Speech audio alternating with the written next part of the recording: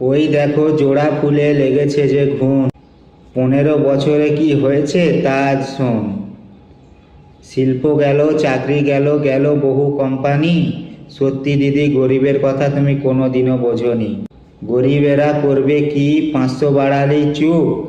ভাইপোকে ডেকে বলে এবার যা লুটবি লুট। কয়লা চুরি, বালি চুরি, চুরি হলো শিক্ষা। তাই তো আজ গরিবের ছেলে রাস্তায় করে ভিক্ষা। শিক্ষাটাকে লাটে তুলে স্কুল করছে বন্ধ, মা বোনেদের ভাতা দিয়ে করেছে আজ অন্ধ। মানুষ আর বুঝবে কবে, তাদের দিচ্ছে ধপ্পা। ভোট আসলেই বুথে ঢুকে মারছে তারা ছাপ্পা। নেতার ছেলে নেতা হয়ে করছে তারা রেপ। এই কথা শুনে দিদি বেঁধে দিচ্ছে রে। পয়সা দিয়ে ভোট কিনছে মানুষ এখনো নেকা। ভোটটা হয়ে গেলে পরে আর পাবে না দেখা। জিনিসপত্রের দাম বাড়ছে, চাকরি পেতে লাগে টাকা। ছাতা ধরার যোগ্যতা নেই আজ সে হয়েছে নেতা।